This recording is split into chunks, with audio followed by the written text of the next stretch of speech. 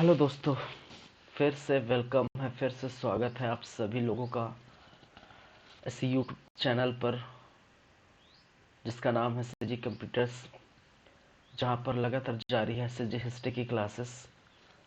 और इस CG history की क्लास में अब आज हम देखने वाले हैं मराठा वंश, मराठा डायनेस्टी, जिसका सेकंड पार्ट आपके लिए लेके आए हैं। ठीक है, तो आज का जो टॉपिक रहेगा यही है। तो आगे बढ़ेंगे, क्लास स्टार्ट करते हैं। जैसा कि आपको पता है, पिछले क्लास में कुछ बातें हुई थी। किसके बारे में?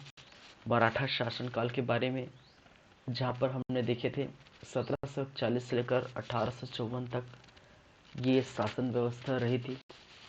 और बाद में फिर डलहौजी की हड़प नीति के द्वारा ये अंग्रेजों के अंतर्गत शामिल हो जाते हैं। ठीक है, मराठा जो शासन व्यवस्था है या मराठा काल है, उसके अंतर्गत हम इन्हीं पॉइंट को लेकर आगे बढ़े थे, जहाँ पर आपने देखे थे अप्रत्यक्ष मराठा शासन व्यवस्था, जो 1741 से लेकर 1757-58 तक देखने को मिला था, जहाँ पर रघुनाथ सिंह और मोहन सिंह की बातें हुई थी। नीचे आप देख सकते हैं मैप में, मैंने कल समझाया था ये सारी बातें कि किस प्रकार से भास्कर पंथ, नागपुर जो सेनापति भास्कर पंथ है, वो रतनपुर के शासक जो कलचुरी शासक थे रघुनाथ सिंह, उनको 1741 में ये युद्ध में हरा देते हैं। और बाद में ये रघुनाथ सिंह समर्पित कर देते हैं, अपने आप को आत्मसमर्पण कर देते हैं। फिर बाद में मोहन सिंह का जो है षड्यंत्र देखने को मिलता है और मोहन सिंह बाद में गद्दी प्राप्त कर लेते हैं। तो इस प्रकार से अप्रत्यक्ष शासन व्यवस्था मराठा के अंतर्गत रघुनाथ सिंह और मोहन सिंह कार्य किए थे, जिसके अंतर्गत हमने बातें की थी कि रघुनाथ सिंह और जो है मराठा के अधीन प्रथम ऐसे कलचुरी शासक रहे हैं। वहीं पर हमने बताया था कि मराठा के अधीन अंतिम कलचुरी शासक जो है मोहन सिंह को बनाया गया था। फिर हमने देखे थे प्रत्यक्ष शासन व्यवस्था, जहां पर 1858 से 1887 के बीच ये देखने को मिला था। और बिम्बा जी यहाँ पर आके क्या किए थे? प्रत्यक्ष शासन देखे थे, जिसमें से बहुत सारी बातें बिम्बा जी के बारे में हमने किए थे।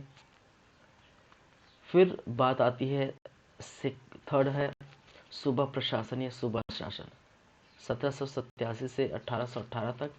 और आज की क्लास जो बेस्ड रहेगा इसी सूबा शासन पर बेस्ड रहेगा। फिर चलेंगे ब्रिटिश के अधीन शासन 1818 से 1830। फिर मूव करेंगे पुनः मराठा शासन 1830 से 1854 तक। ठीक है, चलिए। फिर हमने कुछ बातें की थी नागपुर महाराष्ट्र के भोसले राष्ट्र, ठीक है, मराठा वंश की। ठीक है, तो ये हायरार्की आप देख सकते हैं, रघुजी प्रथम, जानोजी, मधोजी, बिम्बाजी, रघुजी द्वितीय, परसोई, रघुजी तृतीय, ब्योंकोजी, अप्पा। ठीक है, तो ये बातें। और हमने कहा था कि बिम्बा जी और ब्योंको जी के बारे में आप ज़्यादा ध्यान दीजिए। चलिए, फिर वही कहानी हमने बात की थी बिम्बा जी से रिलेटेड, उनकी पत्नी से रिलेटेड। और उनकी पत्नी आनंदी बाई शासन करना चाहती है, जिसमें से ब्योंको जी चाहते हैं कि वो शासन करें।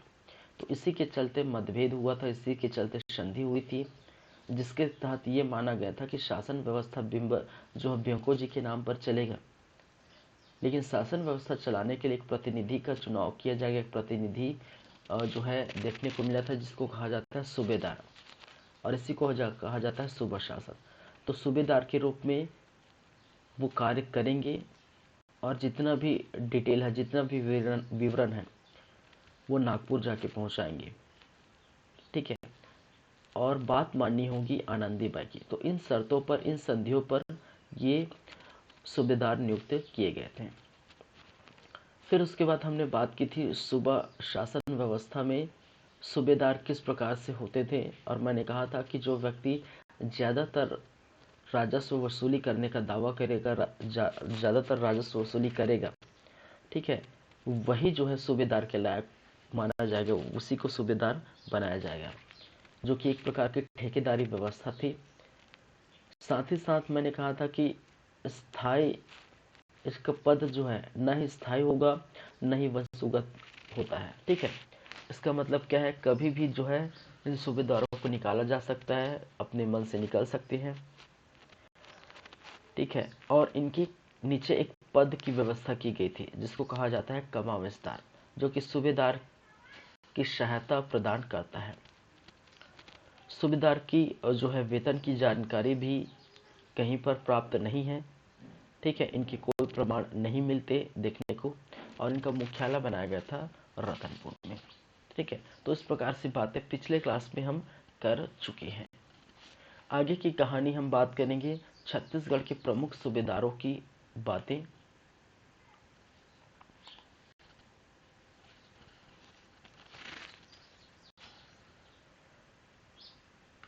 चलिए,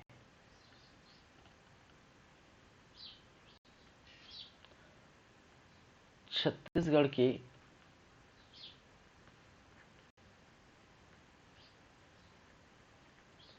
प्रमुख सूबेदार।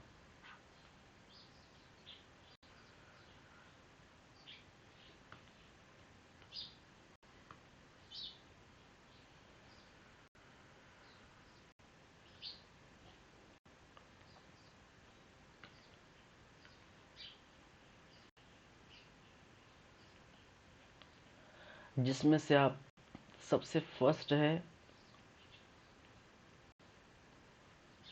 महिपत राव दिनकर, जिसका कार्यकाल 1788 से लेकर 1790 के बीच देखने को मिला था। पहली बातें इनकी करेंगे, फिर मूव करेंगे विठ्ठल राव दिनकर की तरफ।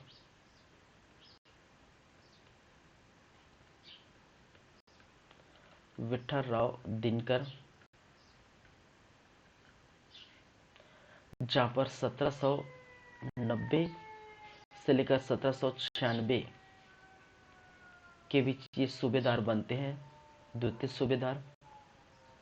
फिर सूबेदार की बात करें तो भवानी कालू,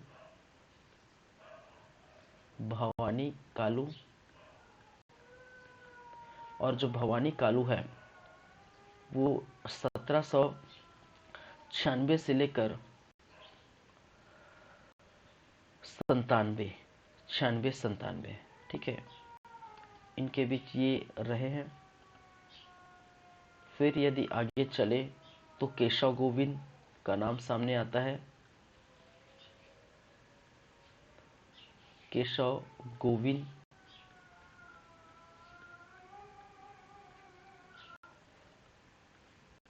1797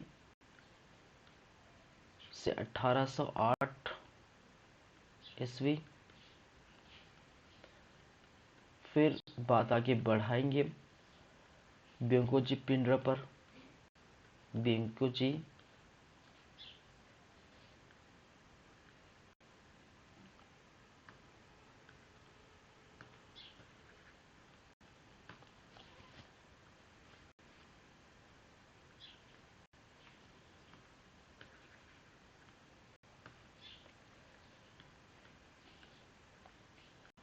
व्यंकोजी पिंडरी, ठीक है, जिसका कार्यकाल और जो है 1808 से लेकर 1809 के बीच देखने को मिला है सूबेदार के रूप में। फिर वहीं पर बात आती है बीकाजी गोपाल,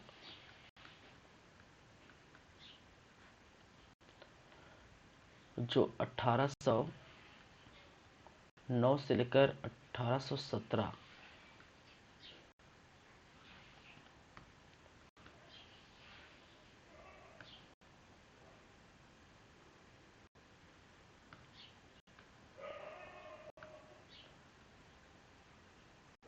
1817 ईस्वी। फिर वही बात सामने निकल कर आई है जिसके बारे में सखाराम, ठीक है। नेक्स्ट जो है सूबेदार के रूप में सखाराम बापू, और जिनका कार्यकाल 3 माह तक देखने को मिला था, 3 महीने तक देखने को मिला था। फिर सीताराम टांडिया,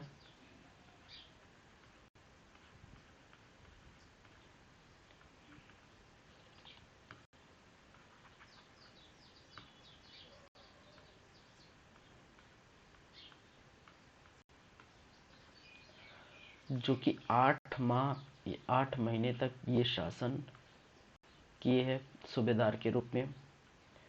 फिर अंतिम सूबेदार यादव राव दिवाकर,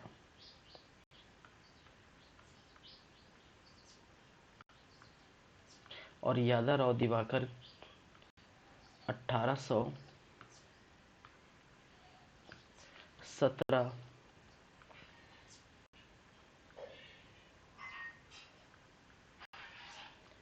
1818 ईस्वी, ठीक है। तो ये है सूबेदार के लिस्ट, जहां पर आप देख पाएंगे छत्तीसगढ़ के प्रमुख सूबेदार महिपत राव दिनकर, विठ्ठल राव दिनकर, भवानी कालू, केशव गोविंद, ब्योकोजी पिंडरी, बिकाजी गोपाल, सखाराम बापू और सीताराम टांडिया, ठीक है। तो इस प्रकार से आप देख पाएंगे। चलिए, तो सबसे पहले हम बात करेंगे महिपत राव दिनकर की। छत्तीसगढ़ के प्रथम सूबेदार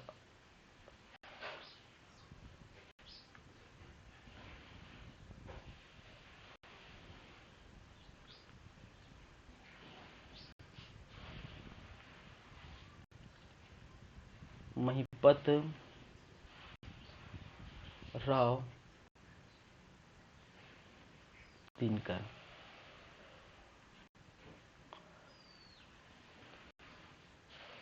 1788 1790,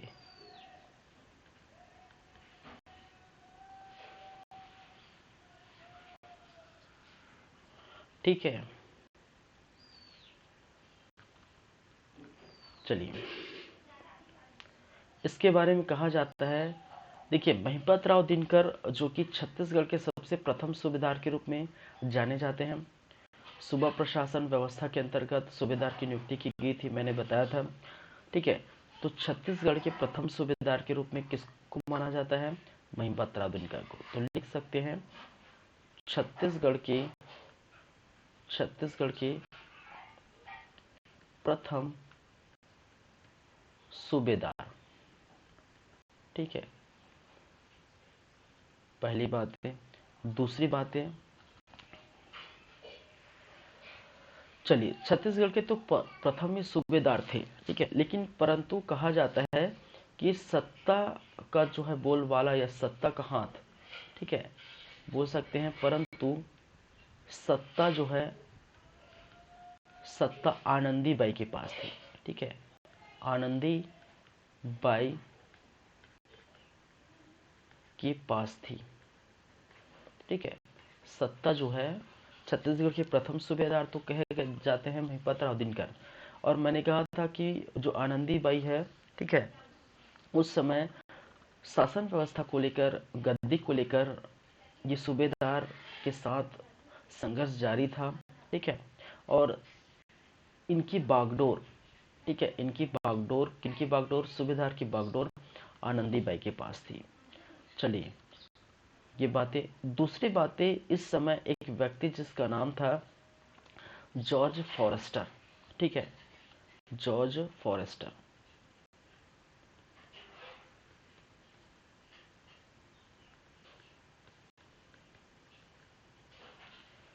जॉर्ज फॉरेस्टर 17 मई 1790, याद रखेंगे, 17 मई 1790, ठीक है। और ये एक प्रकार का जो है यूरोपियन यात्री थी, ठीक है, यूरोपियन यात्री। और यही जो यूरोपियन यात्री हैं, किसके समय, महिपत राव दिनकर के समय क्या किया था, छत्तीसगढ़ की यात्रा की थी।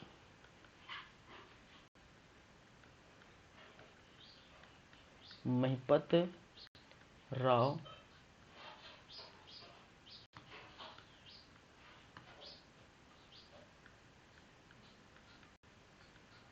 दिनकर के समय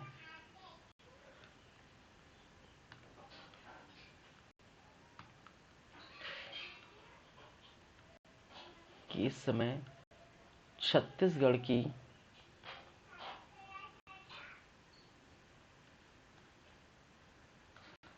यात्रा की थी।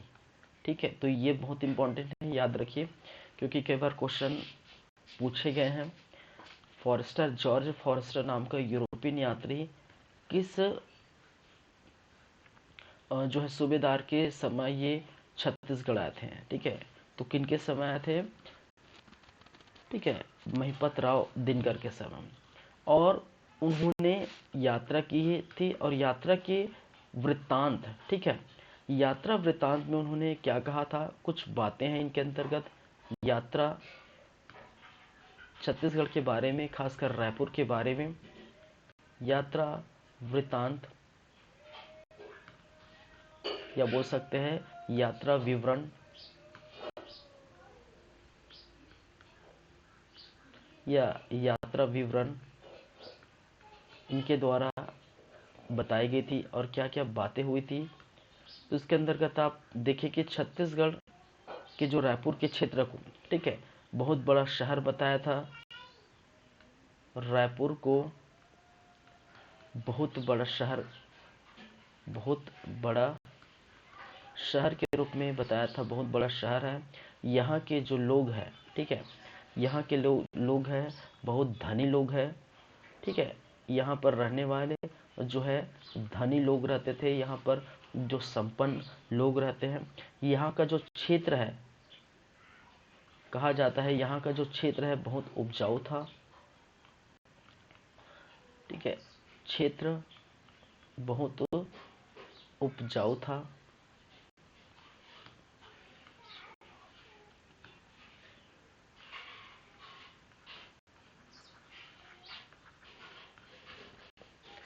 ठीक है, और इस समय जो राजस्व है, ठीक है, राजस्व लगभग 3 लाख के ऊपर हो गई थी, 3 लाख के पास। ठीक है, यहाँ के जो राजस्व जिस समय,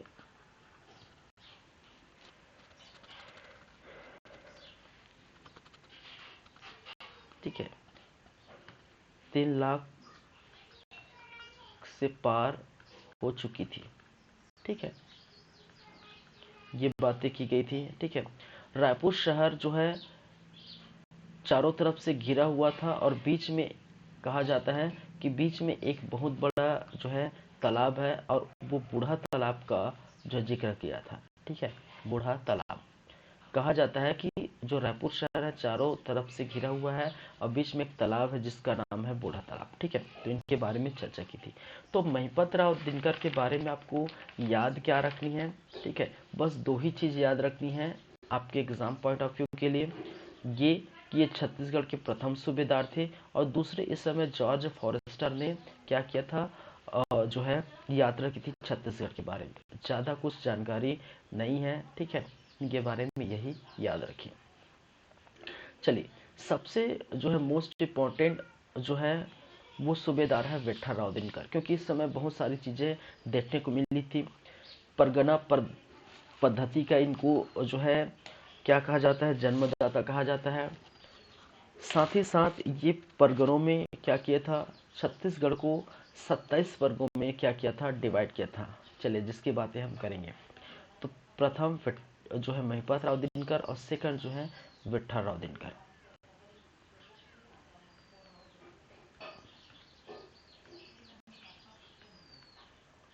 विठल राव दिनकर,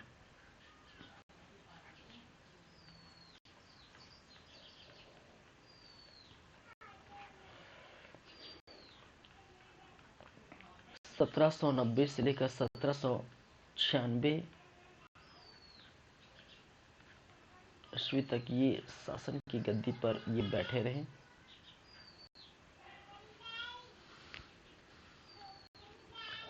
चलो स्टार्ट करें इनके बारे में। ठीक है, छत्तीसगढ़ के द्वितीय सूबेदार के रूप में इनको नियुक्त किया गया था। ठीक है, छत्तीसगढ़ के सेकंड क्या थे, ये सूबेदार थे, द्वितीय सूबेदार के रूप में नियुक्त किया गया था, पहली बात है। दूसरी बात है, इनको परगना पद्धति का, ठीक है, परगना पद्धति, परगना पद्धति का क्या कहा जाता है, जन्मदाता कहा जाता है। क्योंकि इन्होंने क्या किया था, छत्तीसगढ़ों को याद रखेंगे कितने परगनों में भाई, 27 परगनों में विभाजित किया था, छत्तीसगढ़ों को 27 परगनों में क्या किया था, विभाजित किया था। ठीक है, तो परगना पद्धति का जन्मदाता इनको बोला जाता है। चलिए इस परगना पद्धति की हम बात की जाए, ठीक है, इसको मैं अलग से अगर लिखूं, एक मिनट,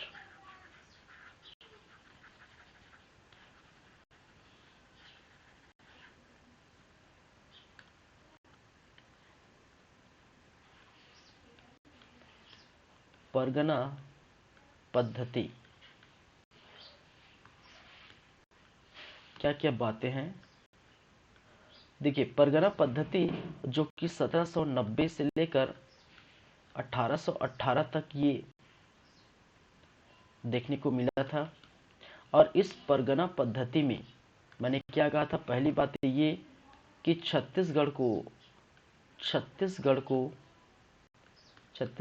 को 27 परगनों में डिवाइड किया गया था,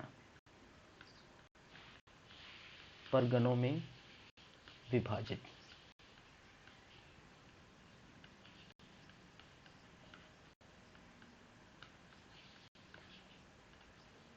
चलिए पहली बात है।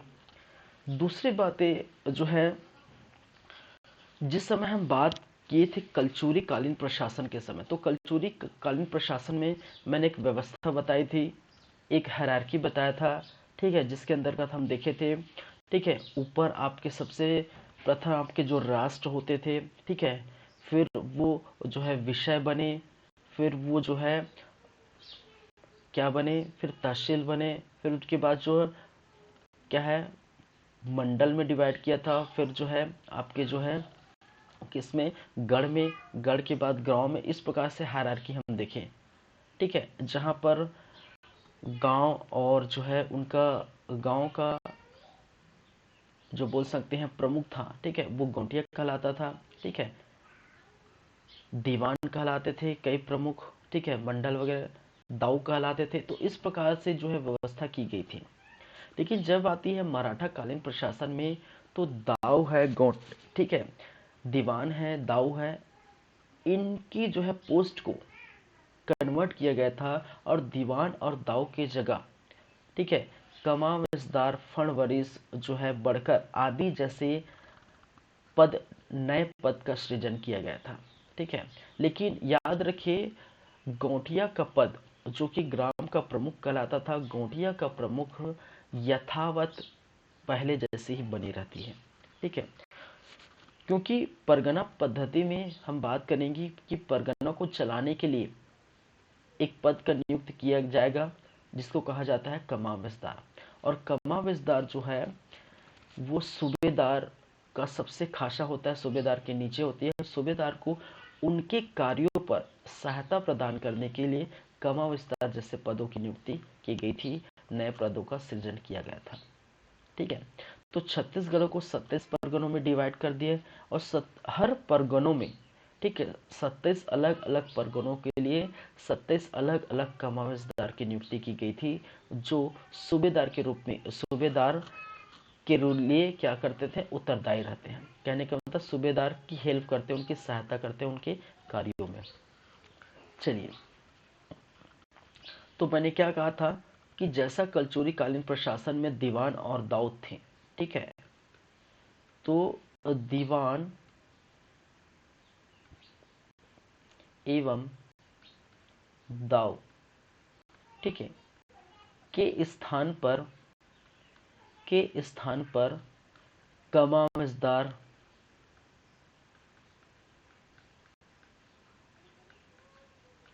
फणवरीस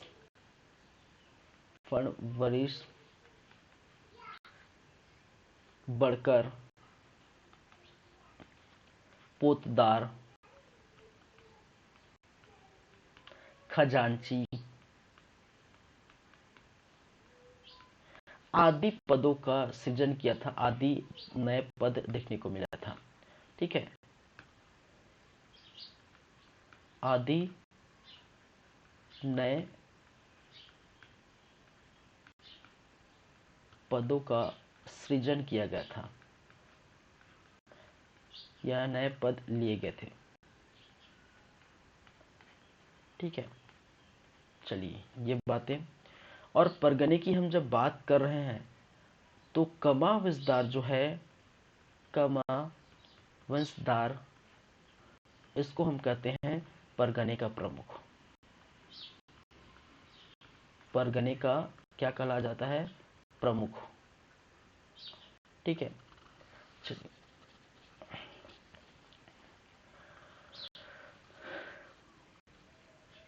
जो कि सूबेदार के प्रति उत्तरदायी था, ठीक है, सूबेदार के प्रति उत्तरदायी, कहने का मतलब जवाबदेही, ठीक है। तो सूबेदार के नीचे काम करते थे, सूबेदार की जो है सहायता करते थे।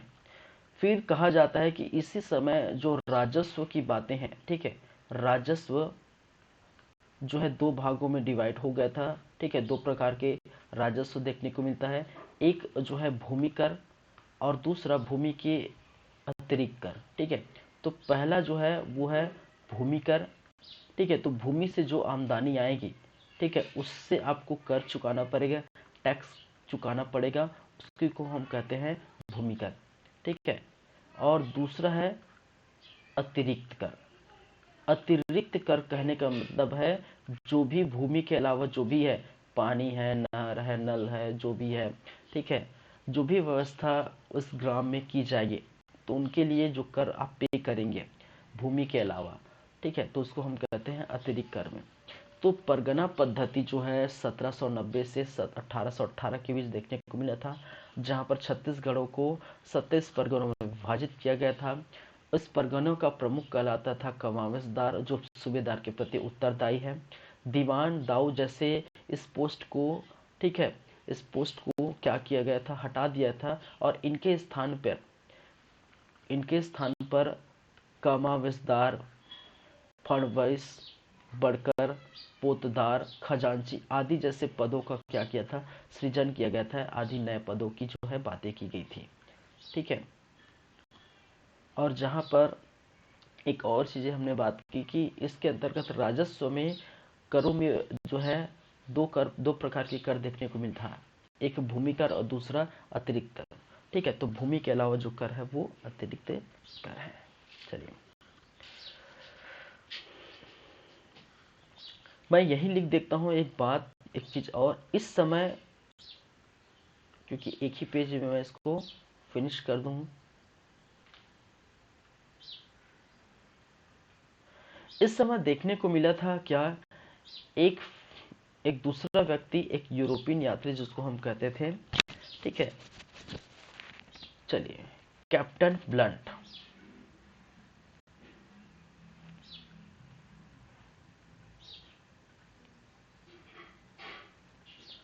ठीक है। कैप्टन ब्लंट जो है कब, 1795, कब की बात है, 1795।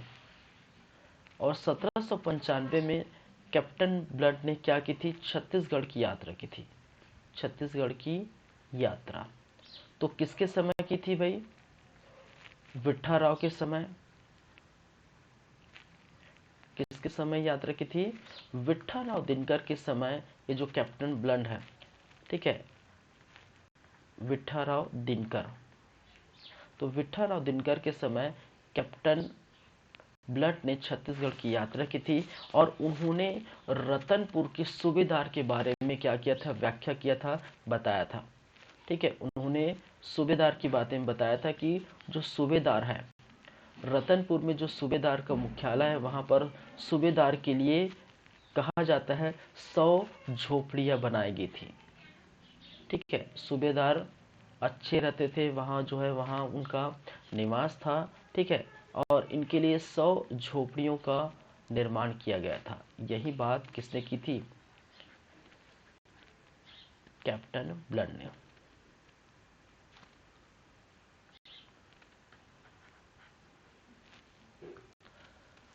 सूबेदार के लिए 100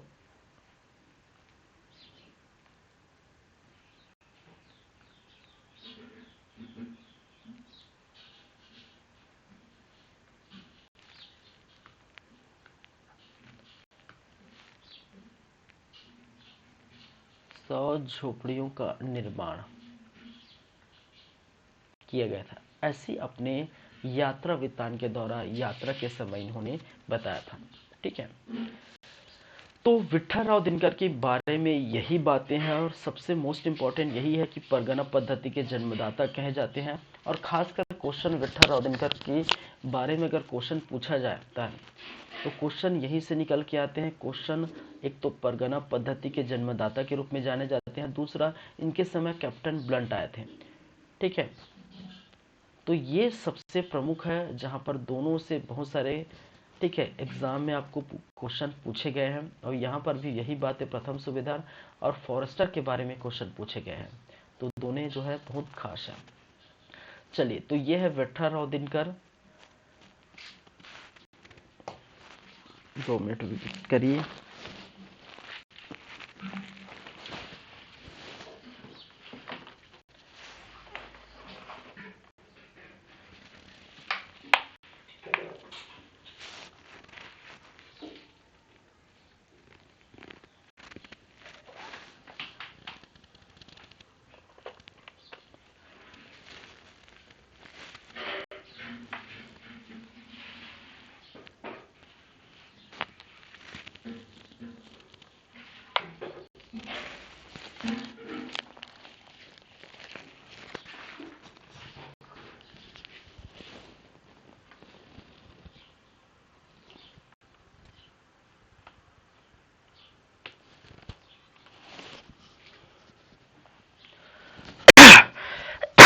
सॉरी।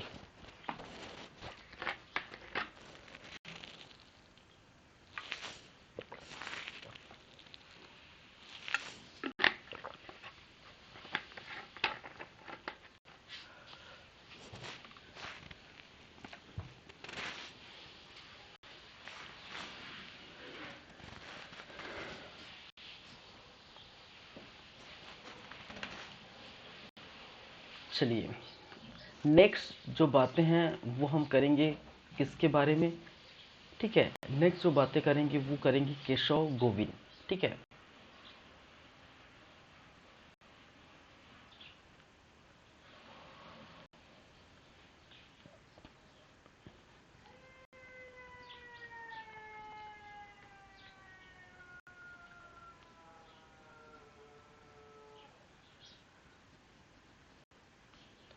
नेक्स्ट कौन है भाई? केशव गोविंद।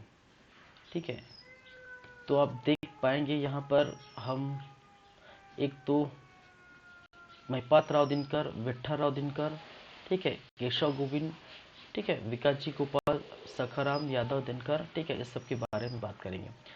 भवानी काली के बारे में ज़्यादातर विस्तार आपको देखने को नहीं मिला है। ठीक है, चलिए, इनके बारे में भी यही बातें हैं, कुछ ज़्यादा खास नहीं है। इनके बारे में कहा जाता है कि ये सूबेदार जो है सबसे लंबे समय तक, ठीक है, कार्यकाल इनका जो है सूबेदार के रूप में जो है कार्यकाल सबसे लंबे समय कहा गया है इनको, सबसे लंबे समय के लिए। ठीक है,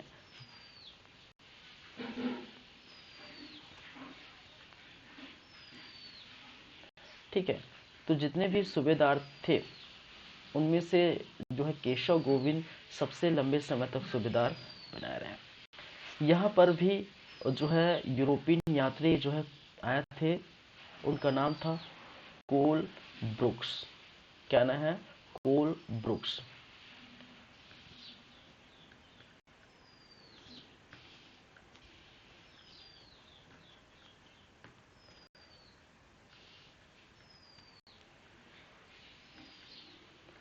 यूरोपियन यात्री कोल ब्रुक्स इस समय छत्तीसगढ़ की यात्रा की थी। ठीक है, और इन्होंने कुछ बातें कही थी किसके बारे में? रतनपुर के बारे में, रतनपुर के निवासी के बारे में। ठीक है, कहा जाता है कि रतनपुर के जो लोग हैं, रतनपुर के लोग धार्मिक प्रवृत्ति के लोग थे, जो है धर्म को मानने वाले लोग थे, धार्मिक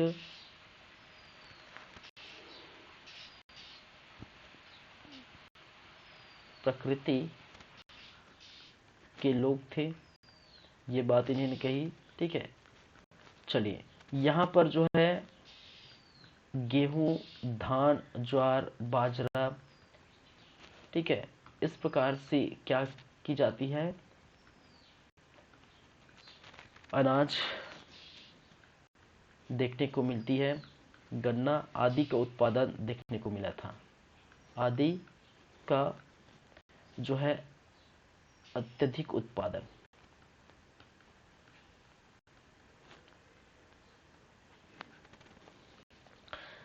एक महत्वपूर्ण बात है, इन्होंने कहा थी केशव गोविंद के समय। ठीक है, केशव गोविंद के समय इन्होंने कहा कि केशव गोविंद के समय जो पिंडारी है, ठीक है, केशव गोविंद के समय पिंडारियों का आक्रमण देखने को मिला था। पिंडारियों का आक्रमण हुआ था। ठीक है, तो यहाँ पर जो याद रखने वाली बात है कि ये इस समय कोलब्रुक से आए थे, और दूसरी बात केशव गोविंद के समय पिंडारियों का आक्रमण होता है। ये ही दो ही सबसे मेन इंपॉर्टेंट है, बाकी कुछ नहीं है। ठीक है, अब देखिए यूरोपियन यात्री की हम बातें कर रहे थे। ठीक है, तो यूरोपियन यात्री के बारे में आप ये समझिए कि 3 यूरोपियन यात्री आए थे। ठीक है, एक जो आपको देखने को मिला था फॉरेस्टर। ठीक है, क्या है? फॉरेस्टर। दूसरा आया था ब्लंट, कैप्टन ब्लंट। और थर्ड आप अभी देख रहे हैं, क्या है? कोलब्रुक्स। कोलब्रुक्स, ये आप हमेशा हमेशा याद रखें किसके समय ये आए थे। ठीक है, तो इसको याद करने का तरीका आपको ये मैं बता दूं कि बी से, ठीक है, ब, ठीक है, तो बी से ब्लंट और व से जो है विठ्ठलराव दिनकर, तो लगभग एक ही वी व। ठीक है, विठ्ठलराव दिनकर, विठ्ठलराव दिनकर। ठीक है, फिर कोलब्रुक से क से कोलब्रुक और क से केशव गोविंद। ठीक है, केशव गोविंद। और 3 ही यात्री आए थे। ठीक है, तो इसको याद करने का तरीका ये दो तो हो गए। तीसरा आपको ये पता होना चाहिए कि जो फॉरेस्टर है वो फर्स्ट आया था। ठीक है, फॉरेस्टर है, क्या है? फर्स्ट आया था। और फर्स्ट सूबेदार कौन है भाई? कौन है? महिपत राव दिनकर। ठीक है, क्या है? महिपत राव दिनकर। तो ये याद हो गया आपको, ज्यादा परेशानी देखने को नहीं मिलेगा। महिपत राव दिनकर। ठीक है, क्योंकि इसमें बहुत ज़्यादा कन्फ्यूजन होता है कई बार एग्जाम में जब आते हैं। ठीक है, तो हम तो पढ़े हैं भाई, फॉरेस्टर आया था, ब्लंट आया था, कोलब्रुक्स आया था, किस समय आया था, किसके जो है किस सूबेदार के समय आया था। तो इसको याद करने का आसान तरीका ये है, फॉरेस्टर कहने का मतलब फर्स्ट, और फर्स्ट सूबेदार कौन है? महिपात राव दिनकर।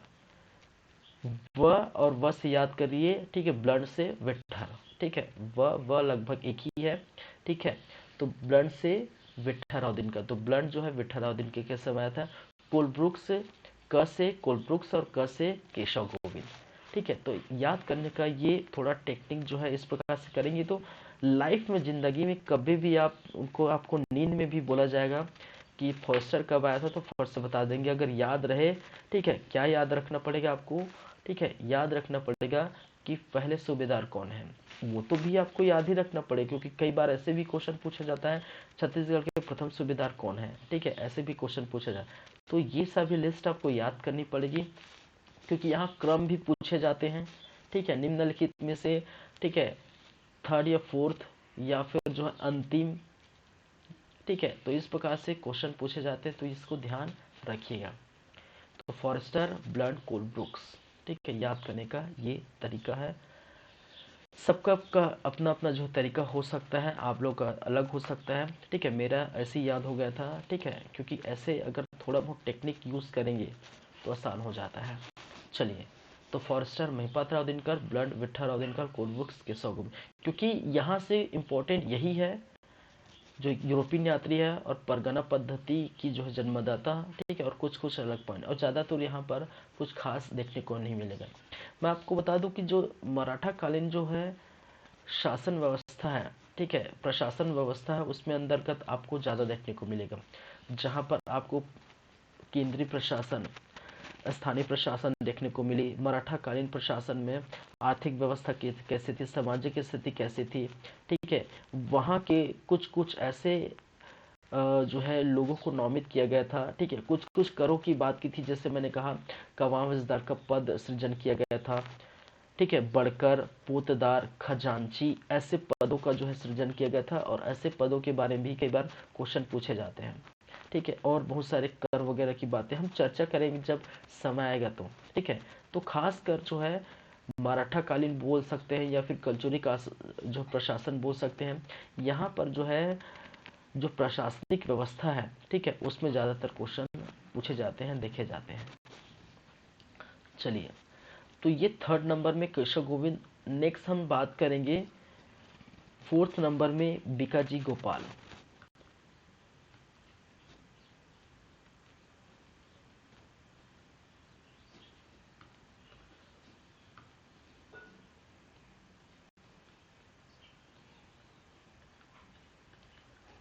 बीकाजी गोपाल।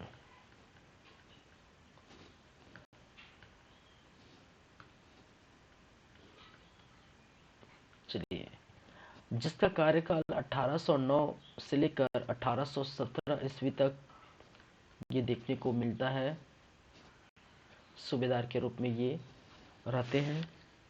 चलिए, तो यहाँ पर आप देख सकते हैं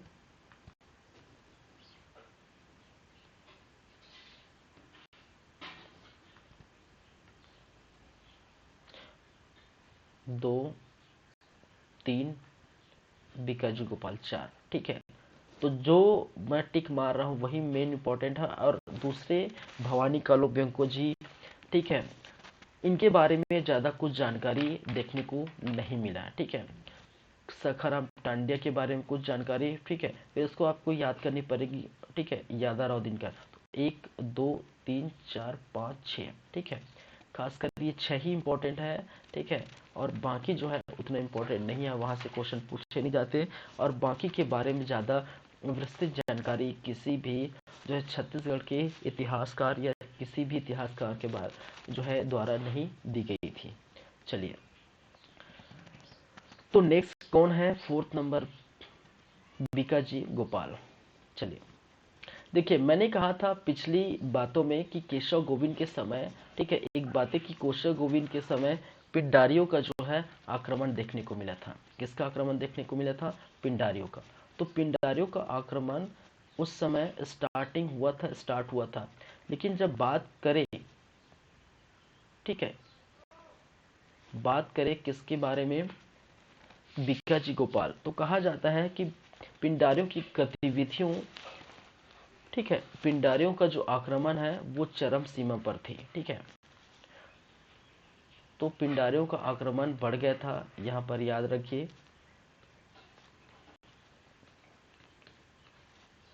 पिंडारियों का आक्रमण की गतिविधि गतिविधि बढ़ी, बोल सकते हैं तेज हो गई, पहली बात है।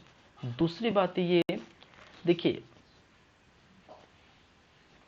ये जो समय है बीकाजी गोपाल की, जो समय है 1800 जो है 9 और 17, इन दोनों के बीच जो समय है, एक समय है 1811 और दूसरा समय है 1816। ठीक है, इनके बीच नागपुर में कुछ घटना घटी थी। ठीक है, 1811 की बात की जाए तो ब्योंको जी की मृत्यु हो गई थी, ब्योंको जी। ठीक है, और ब्योंको जी क्या कर रहे थे भाई साहब, ब्योंको जी इसी सुबह शासन को लीड कर रहे थे। ठीक है, ये हो गई। दूसरी बातें अब हो जाती है यहीं पर, जैसे 11 के बाद 16 की बात आती है तो रघु जी सेकंड की मृत्यु हो जाती है, रघु जी सेकंड की मृत्यु हो जाती है। तो 1811 में ब्योंको जी, 16 में रघु जी सेकंड की मृत्यु हो जाती है। ठीक है, अब बात आती है कि शासन व्यवस्था सूबेदार के रूप में चलाने वाले ब्योंको जी है, तो इनकी जो है शासन व्यवस्था कौन देखेगा। ठीक है, तो वो देखने वाले थे अप्पा साहब।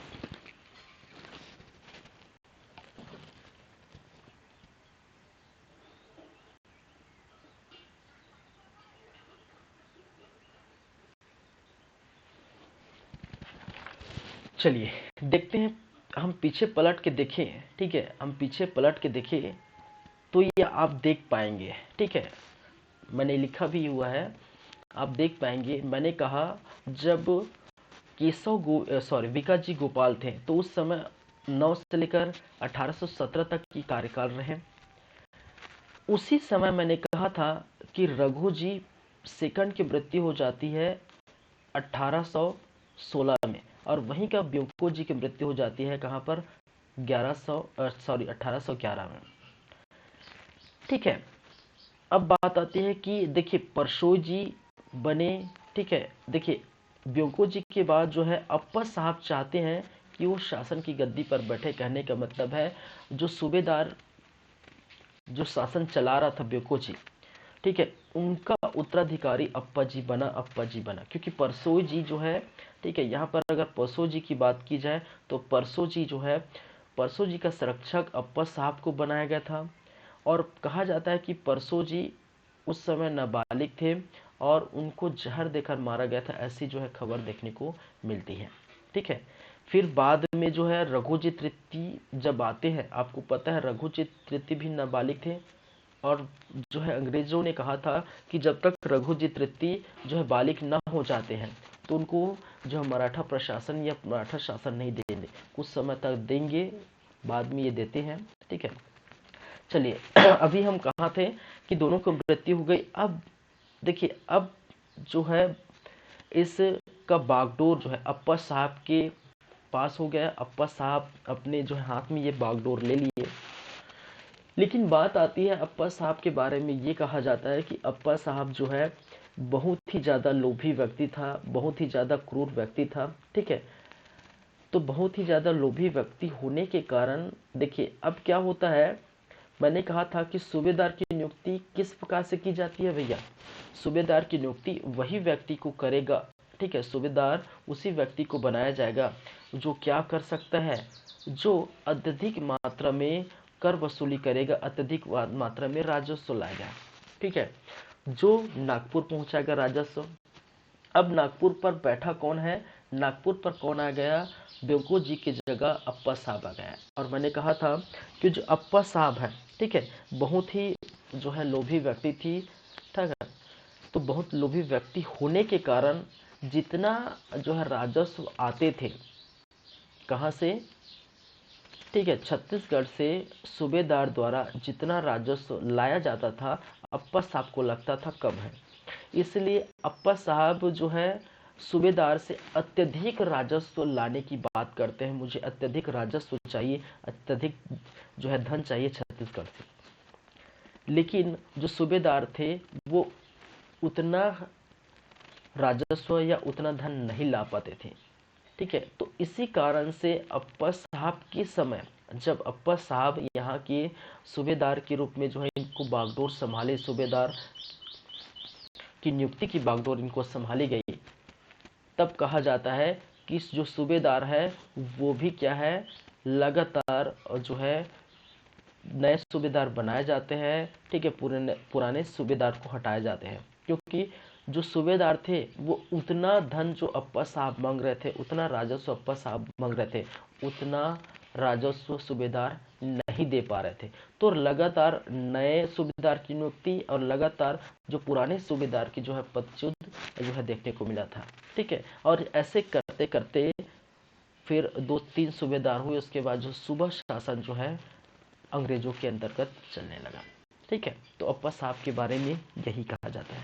तो हम देख पा रहे हैं कि मृत्यु के बाद बागडोर अप्पा साहब संभाले, और अप्पा साहब लोभी व्यक्ति होने के कारण जो है यहाँ के सूबेदार हैं, ठीक है, उनको झेल नहीं पाए। ठीक है, वो राजस्व उतना दे नहीं पाए, इसी कारण से लगातार नए सूबेदार की नियुक्ति और जो है पुराने सूबेदार को हटाए जाने की प्रक्रिया लगातार जारी रही।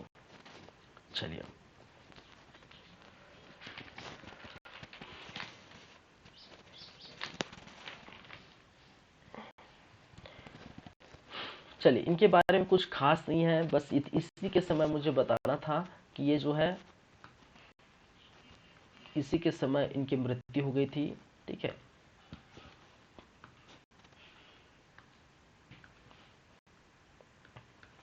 की मृत्यु, रघु जी की मृत्यु। ठीक है, चलिए, और मृत्यु के बाद मैंने कहा, ठीक है,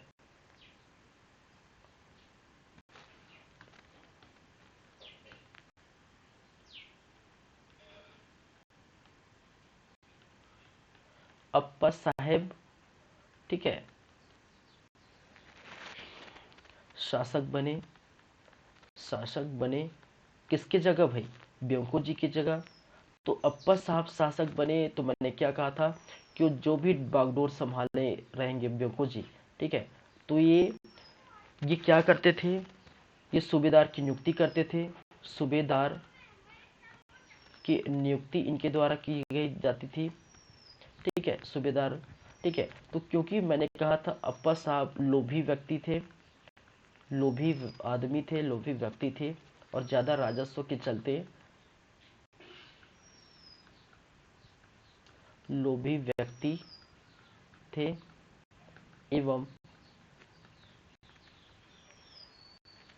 क्या करते थे भाई साहब, सूबेदार से ज्यादा राजस्व की मांग करते थे। सूबेदार से ज्यादा राजस्व की मांग करते थे। इसी के चलते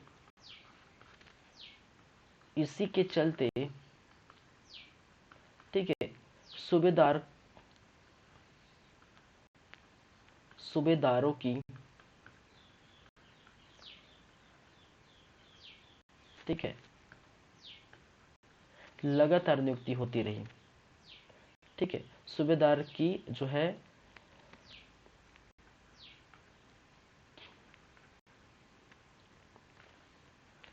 पदच्युत एवं नियुक्ति लगातार देखने को मिला, लगातार होती रही। ठीक है, पदों से हटा दिया और लगातार ये अन्य अन्य लोगों को क्या क्या बनाया गया, सूबेदार बनाया गया। ठीक है, यही बातें हमने किए थे। चलिए, तो विकास जी गोपाल के बारे में ये बातें। चलिए, कुछ समय तक हम बात करेंगे, कुछ समय के लिए शासक बनते सूबेदार बनते हैं सीताराम टांटिया,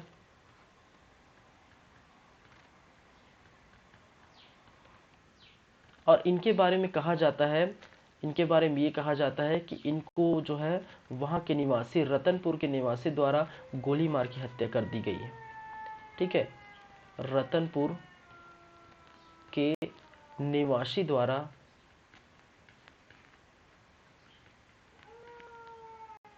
ठीक है, गोली मारकर हत्या कर दी गई। ठीक है, ज़्यादा कुछ खास नहीं है इनके बारे में, और ज़्यादा कुछ खास नहीं है जो लास्ट वाला है, यादव दिनकर। यादव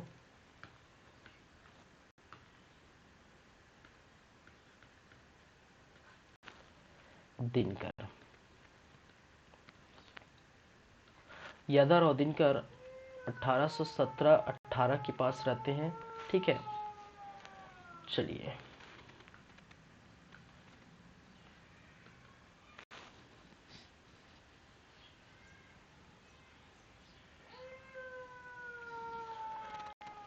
और मैंने कहा था 1818 में, ठीक है, आपको क्या देखने को मिला, क्या था, थर्ड आंग्ल मराठा युद्ध। ठीक है, आंग्ल मराठा युद्ध। ठीक है, इसके बारे में मैंने कहा था, तीन मराठा जो है आंग्ल मराठा युद्ध हुए थे, तो थर्ड आंग्ल मराठा युद्ध हुआ था, और इस युद्ध में मराठा की क्या हो गई थी, पराजित हो गए थे, ये पराजय झेले, और पराजित होने के बाद वो जो है, ठीक है, शासन की बागडोर है, शासन जो है ब्रिटिश नियंत्रण में देखने को मिला था। ठीक है, क्या हो गया था, शासन जो है ब्रिटिश नियंत्रण में था। ठीक है, नियंत्रण में चला गया। ठीक है, तो इस प्रकार से आप देख पाएंगे कि यादवराव दिनकर के समय 1817-18 में क्या हुआ था, तीसरी आंग्ल मराठा युद्ध हुआ था, और थर्ड आंग्ल मराठा युद्ध में मराठों की हार हुई थी, मराठों की जो है पराजय हुई थी। ठीक है, और जिसके चलते, ठीक है, जिसके चलते जो है वो है अंग्रेजों की, ठीक है, शासन व्यवस्था जो है अंग्रेजों के नियंत्रण में आ गया था। ठीक है, और जो क्या कहलाए भाई साहब, जो कहलाए ब्रिटिश के अधीन मराठा शासन। तो इस प्रकार से आप देख पाएंगे, हमने प्रत्यक्ष अप्रत्यक्ष मराठा शासन देख लिए, फिर सूबा शासन देख लिए। ठीक है, अब देखेंगे ब्रिटिश के अधीन मराठा शासन जो 1818 से 1830 तक देखने को मिलता है। ठीक है, चलिए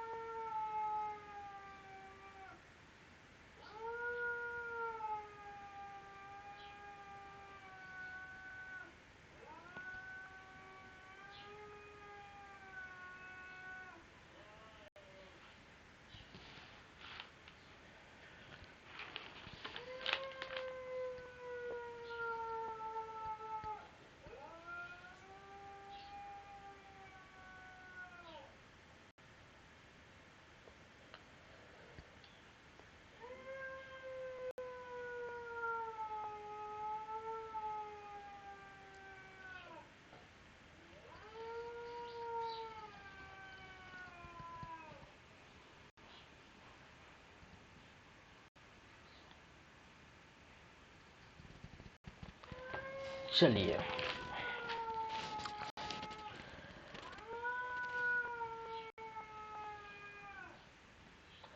नेक्स्ट हम बात करेंगे ब्रिटिश के अधीन मराठा शासन। ठीक है, चलिए इसमें बहुत सारी चीजें आपको समझनी पड़ेगी। ठीक है, ब्रिटिश के अधीन मराठा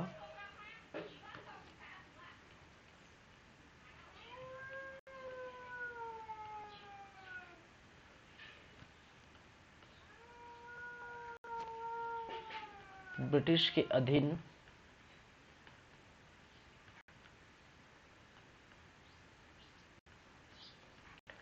मराठा शासन, चलिए ये है 1818 से लेकर 1830 तक। चलिए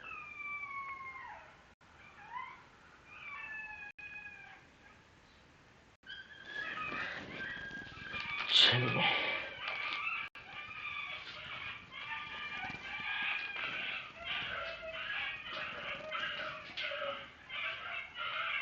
चलिए बात करते हैं यहाँ पर। अरे यार इतना शोर काहे कर रहे हैं। चलिए थोड़ा समझने का प्रयास करिए, ठीक है। हम बात करेंगे इसके, लेकिन थोड़ा समझते हैं इसके पहले आखिर क्या हुआ था। ब्रिटिश के अधीन मराठा शासन चले जाने का सबसे बड़ा कारण क्या था? क्या ऐसी चीजें घटना घटी थी जिसके कारण से ये ब्रिटिश के अधीन चला गया था? चलिए इसकी समझते हैं। देखिए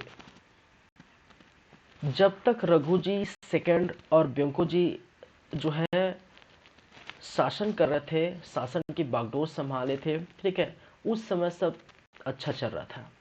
मैंने कहा रघु जी सेकंड की मृत्यु 1816, वहीं पर ब्योको जी की मृत्यु हो जाती है 1811 के पास, ठीक है।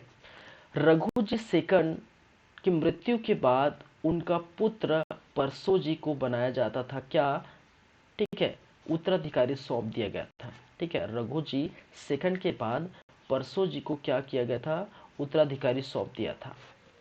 कहा जाता है कि जो परसो जी है वो पूरी तरह से ठीक नहीं थे, ठीक है। एक प्रकार के जो है उनकी मानसिक स्थिति ठीक नहीं थी, ठीक है। उस लायक नहीं थे कि वो इस शासन की बागडोर को अच्छी तरीके से समझ सके, अच्छी तरीके से चला सके। इसलिए नियुक्ति की गई थी अप्पा साहब को, और अप्पा साहब को एज ए संरक्षक के रूप में नियुक्ति किया गया था, ठीक है। और ये क्या लगते हैं, ये इनके क्या थे? परसो जी के चाचा थे, ठीक है। कौन? अप्पा साहब कहा जाता है कि परसो जी के चाचा थे, और रघु जी का पुत्र परसो जी था, ठीक है। और परसो जी का चाचा जो है अप्पा साहब थे।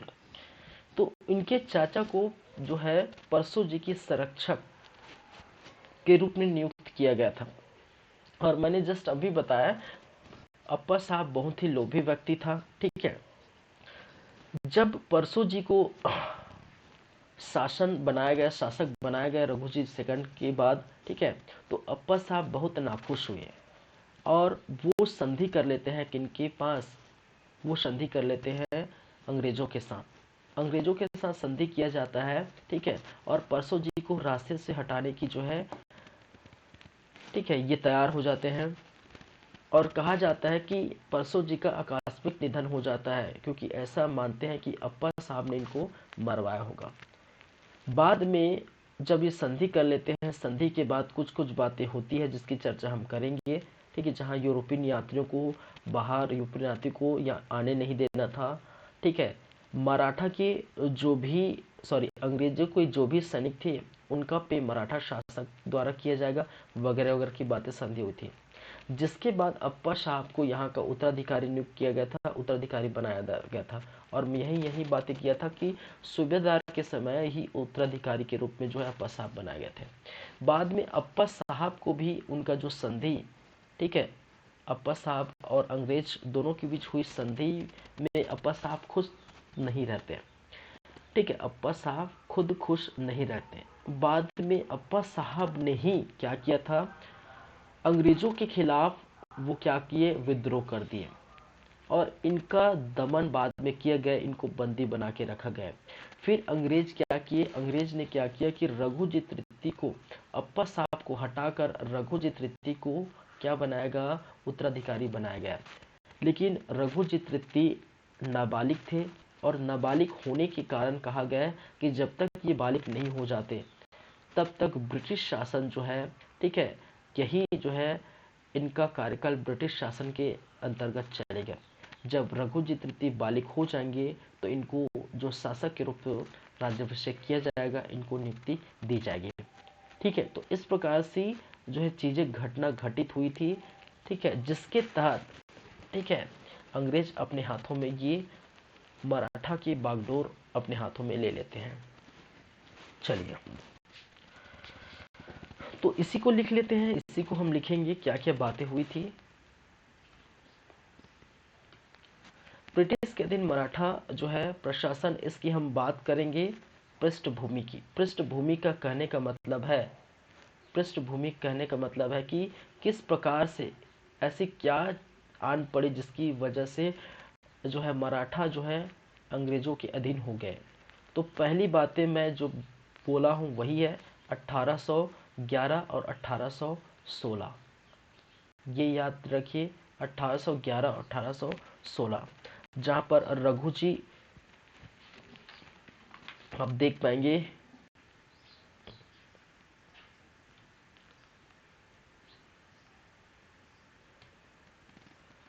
ठीक है, 11 में ब्योंको जी और 16 में रघु जी सेकंड की मृत्यु हो जाती है। ठीक है, तो यहाँ पर जो है ब्योंको जी की मृत्यु, ठीक है। 16 में मैंने कहा 1816 में आपकी रघु जी सेकंड की मृत्यु, ठीक है। और इनके मृत्यु के बाद, ठीक है, कहा जाता है रघु जी सेकंड की मृत्यु के बाद जो है क्या होता है, परसो जी को, परसो जी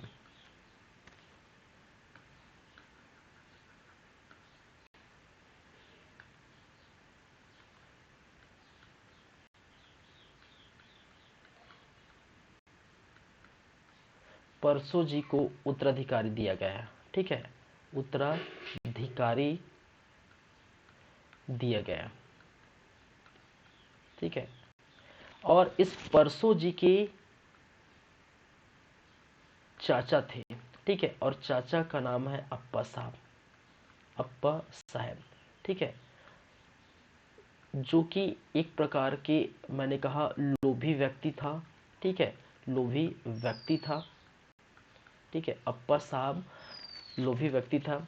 और इनको इनके संरक्षक के रूप में रखा गया, किनके, परसो जी के संरक्षक के रूप में रखा गया। और संरक्षक के रूप में क्यों रखा गया, क्यों बनाया गया, क्योंकि परसो जी मानसिक स्थिति से ठीक नहीं थे, ठीक है, परसो जी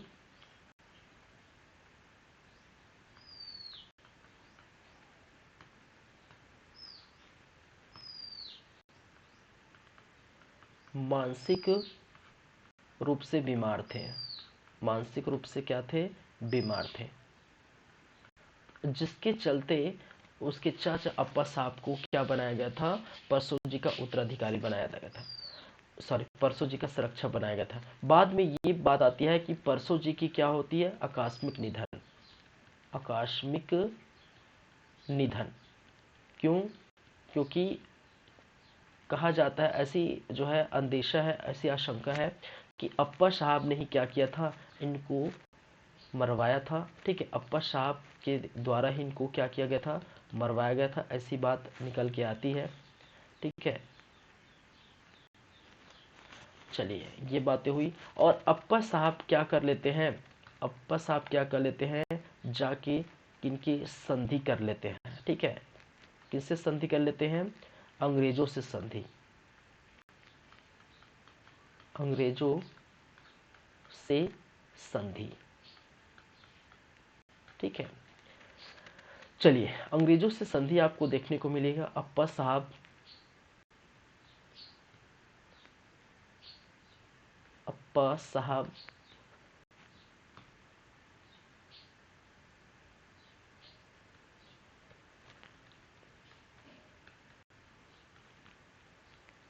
प्लस अंग्रेज मिल गए, ठीक है, कहने का मतलब संधि हो गई।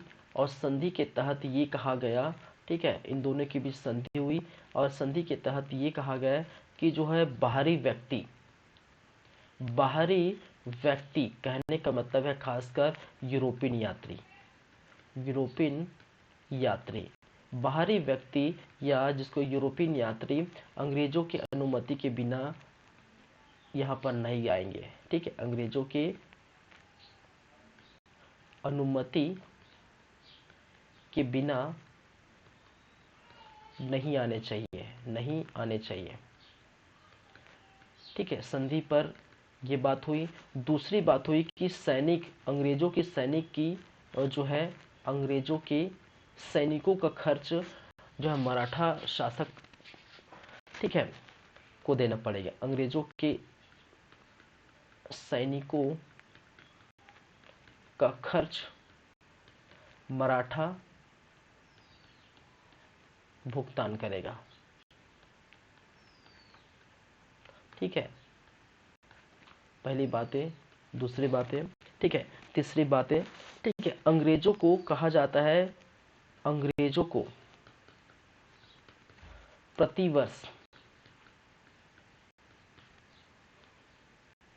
ठीक है, 7.11 जो है लाख रुपये, लाख रुपये टैक्स देना पड़ेगा।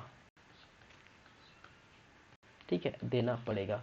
और इसी के तहत हम अप्पा साहब को, इसी संधि के तहत अप्पा साहब को क्या बनाया गया, अप्पा को, ठीक है, शासक बनाया गया।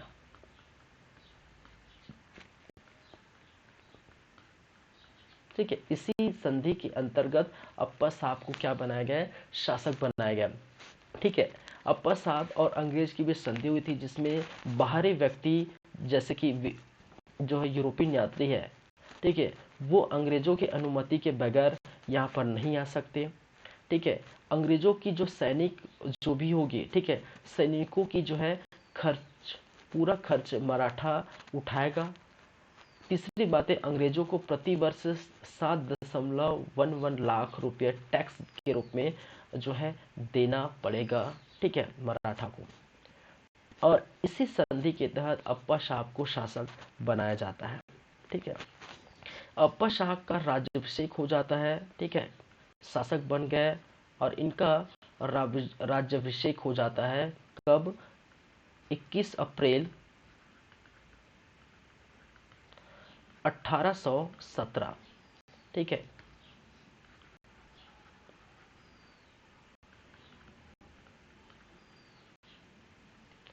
चलिए, 21 अप्रैल 1817 को इनका राज्याभिषेक हुआ। और राज्याभिषेक के बाद कहा जाता है कि बाद में ये खुश नहीं थे, बाद में, ठीक है, संधि से खुश नहीं थे, संधि से खुश नहीं थे। ठीक है, और खुश न होने के कारण कहा जाता है कि ये युद्ध हुआ, कहने का मतलब जो है अंग्रेजों से विरोध किया। ठीक है, अंग्रेजों से, ठीक है, विद्रोह कर दिया, बाद में अंग्रेजों से विद्रोह कर दिया। और बाद में इनको विद्रोह के बाद बंदी बनाया गया। और बंदी बनाने के बाद मैंने कहा कि रघु जी जो है तृतीय को शासक बनाया गया था। क्या बनाया गया था, शासक बनाया गया था, क्योंकि वो नाबालिग थे और नाबालिग होने के कारण अंग्रेज चाहते थे कि वो शासन व्यवस्था अपने ढंग से चलाएं। और जो आप देखते हैं, ऐसी शासन व्यवस्था ब्रिटिश नियंत्रण के अंतर्गत देखने को मिली और यहाँ पर ब्रिटिश अधीक्षक के रूप में कार्य देखने को मिला था। तो ये जो आप देख रहे हैं जितनी भी बातें, ये ब्रिटिश के अधीन मराठा शासन की जो है पृष्ठभूमि तैयार होती है इस प्रकार से, जहाँ पर अप्पा साहब का जो लोभी होना, आंग्ल मराठा युद्ध होना, ब्योंको जी की मृत्यु होना, रघुजीत सेकंड की मृत्यु होना, साथ में परसो जी की जो है, ठीक है, परसो जी जो है मानसिक रूप से बीमार होना, जिसका लाभ अप्पा साहब द्वारा उठाया गया। ठीक है, और सबसे बड़ी बातें ये संधि होना, ये सभी बातें ये एक तरफ इशारा करती है कि भाई साहब मराठों की जो है लुटिया डूब गई। ठीक है, और अप्पा साहब उसमें सबसे बड़े जिम्मेदार रहे। चलिए, तो ये कहानी है। ठीक है, वैसे तो यहाँ से कोई क्वेश्चन आने वाला नहीं, इसलिए मैं रफली इसको समझाया हूँ। ठीक है, यहाँ से ऐसा कोई क्वेश्चन आएगा नहीं। ठीक है, ये समझने के लिए है, इसलिए मैंने रफली समझाया है। ठीक है, क्वेश्चन आपको पूछा जाएगा, ठीक है, सूबेदार के, ठीक है, किसके लिए, सूबेदार के बारे में क्वेश्चन पूछा जाएगा। और उसके बाद बात करेंगे, इसके बाद छत्तीसगढ़ के प्रमुख अधीक्षक के रूप में। ठीक है, तो अधीक्षक के अंतर्गत क्वेश्चन पूछे जाएंगे, इसलिए मैं इसको रफली इस प्रकार से मैंने बताया है। ठीक है, क्योंकि इसको याद करने की जरूरत नहीं, बस समझने की जरूरत है। चलिए,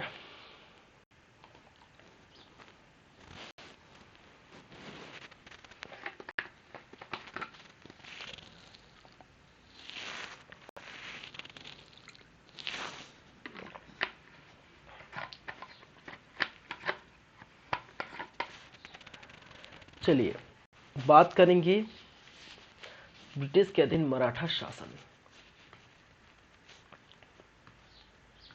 तो मेन जो चीज है वो यहां पर है,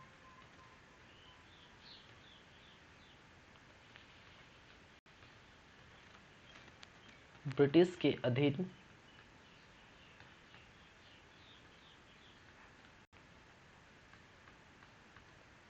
मराठा शासन। चलिए जहां पर आप देखेंगे 1818 से 1830 तक ये आपको देखने को मिलता है।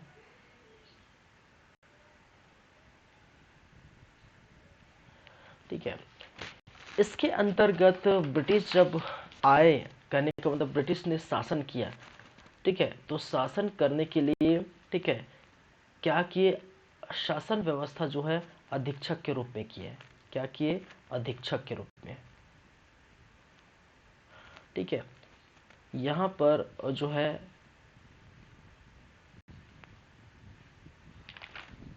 ठीक है, ब्रिटिश जो है शासन व्यवस्था किसके रूप में किए गए, अधीक्षक के रूप में शासन व्यवस्था किया। अधीक्षकों की नियुक्ति की गई। ठीक है,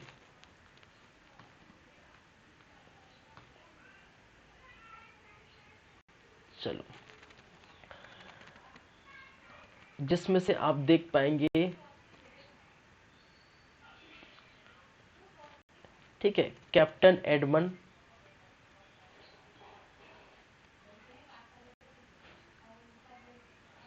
एडमंड प्रथम अधीक्षक के रूप में ये नियुक्त किए गए थे, जो कि 1818 ईस्वी में बने और 1818 तक ये रहे। ठीक है, प्रथम जो है अधीक्षक के रूप में। दूसरा हम बात करेंगे कैप्टन पी एग्न्यू। ठीक है, कैप्टन एग्न्यू या कैप्टन पी एग्न्यू। ठीक है,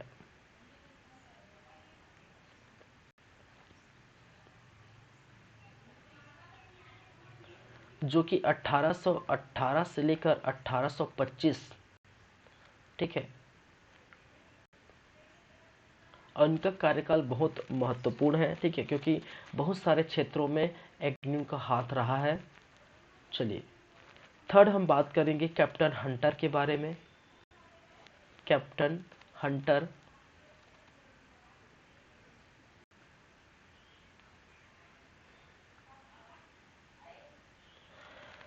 ठीक है, जो कि 1825 को ये बने और 1825 तक ये रहे। चलिए फिर उसके बाद captain Sanders, captain Sanders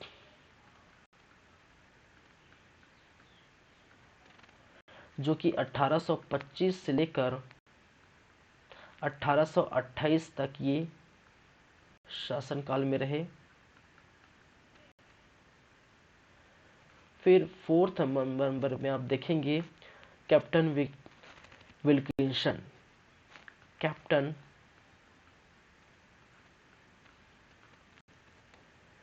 Wilkinson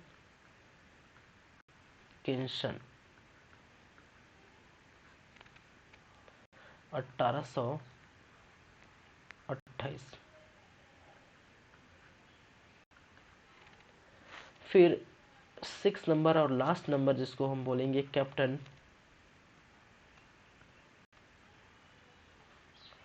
Crawford.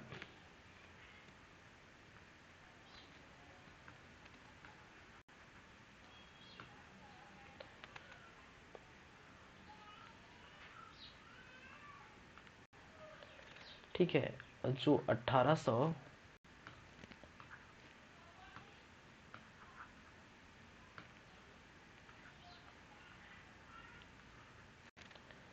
चलिए 28 से लेकर 1830। चलिए ठीक है, तो अधीक्षक के रूप में ये देखने को मिला था। ठीक है, प्रमुख अधीक्षक है, हम यहाँ ऐसे लिख सकते हैं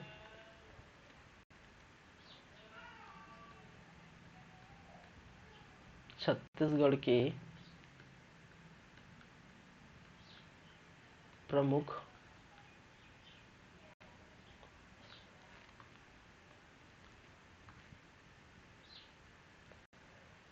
अधीक्षक। ठीक है, तो अधीक्षक के रूप में आपको देखने को मिलेगा। ठीक है, तो ब्रिटिश के अधीन मराठा शासन जब हो जाते हैं तो अधीक्षक के रूप में कार्य कराते हैं, जिसमें से आप देखेंगे कैप्टन एडमंड प्रथम जो है अधीक्षक के रूप में थे। ठीक है, इसको प्रथम अधीक्षक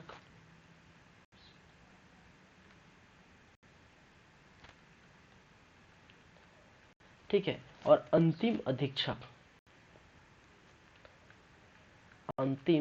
अधीक्षक क्योंकि इसी समय आपको देखने को मिलेगा कि जो रघुजी थर्ड है, तृतीय है, वो बालिक हो जाते हैं और उनको क्या की जाती है, वो बागडोर फिर उनके हाथों में चली जाती है। ठीक है, तो फिर पुनः मराठा शासन आपको देखने को मिलती है। ठीक है, तो उसके बाद जो है जो रघुजी तृतीय हो जाते हैं, उसके बाद जो है जिलेदार। ठीक है, जिलेदार के रूप में ये कार्य देखने को मिलता है। ठीक है, तो फिलहाल हम देखेंगे अधीक्षक के बारे में, छत्तीसगढ़ के प्रमुख अधीक्षक। ठीक है, चलिए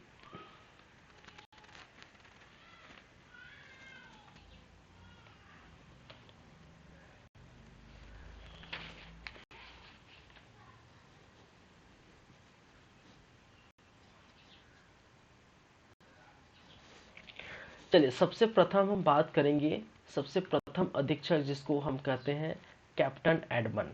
ठीक है, क्या है, कैप्टन एडमंड,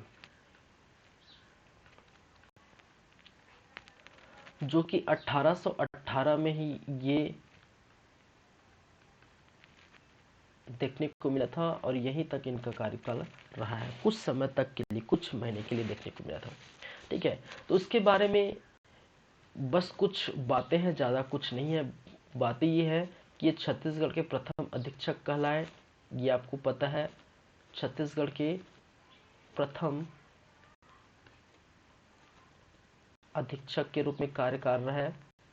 ठीक है, पहली बात है। दूसरी बात है, ठीक है, इनको जो है शांति कानून व्यवस्था स्थापित करने में, ठीक है, ये जो है यहाँ पर शांति कानून व्यवस्था स्थापित करने का श्रेय इनको दिया जाता है, स्थापित करने का श्रेय इनको दिया जाता है, पहली बात। दूसरी बात है, चलिए तीसरी बात है, देखिए इसी समय अप्पा साहब के नेतृत्व में, मैंने कहा था कि अप्पा साहब जो है नाखुश रहते हैं संधि से, और उनके बाद जो है लगातार उनका विद्रोह जारी रहता है। ठीक है, विद्रोह करते हैं, फिर भाग जाते हैं, फिर विद्रोह करते हैं, छुपे रहते हैं, बाद में पकड़ लेते हैं। ठीक है, तो अप्पा साहब का विद्रोह हुआ था और अप्पा साहब के विद्रोह को, ठीक है, अप्पा साहब का विद्रोह देखने को मिला था और इस विद्रोह को कैप्टन एडमंड द्वारा जो है पूरी तरह से नियंत्रण पा लिए थे। ठीक है, परंतु परंतु एडमंड द्वारा दमन या नियंत्रण बोल सकते हैं। ठीक है, अप्पा साहब का विद्रोह देखने को मिला था। ठीक है, लेकिन जो है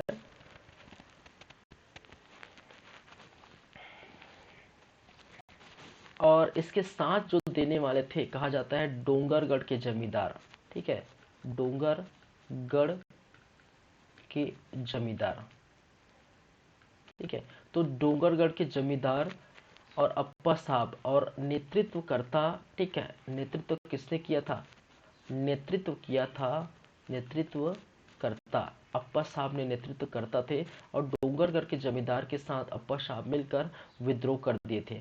लेकिन कहा जाता है कि एडमंड ने समय रहते ही इनका नियंत्रण पा लिया था। ठीक है, दमन कर लिया था। ठीक है, छत्तीसगढ़ के प्रथम अधीक्षक, शांति कानून व्यवस्था स्थापित करने का श्रेय इनको जाता है। ठीक है, ज़्यादा कुछ समय तक रहे नहीं और इसी समय 1800 जो है, ठीक है, कुछ समय बाद जो है एडमंड की मृत्यु हो जाती है 1818 में। ठीक है, 1818 में ही एडमंड की मृत्यु। ठीक है, एडमंड की मृत्यु। तो ज़्यादा कुछ खास नहीं है इनके समय की बारे। और कैप्टन एडमंड के बाद देखिए यहाँ पर जो सबसे मोस्ट इम्पॉर्टेंट ये है, ये तो प्रथम अधीक्षक है, पहली बात है। दूसरी बात है, ये जो विद्रोह हुआ था अप्पा साहब, ठीक है, चूंकि मैंने बताया था कि अप्पा साहब संधि से नाखुश थे तो लगातार विद्रोह देखने को मिला। तो कैप्टन एडमंड के समय ये विद्रोह देखने को मिला था, इनको बंदी बना के जो है कारावास में भेज दिया था। ठीक है, तो इस प्रकार की बातें किसके अंतर्गत देखने को मिलती है, कैप्टन एडमंड के अंतर्गत। चलिए, उनके बाद हम बात करेंगे एग्न्यू के बारे में। ठीक है,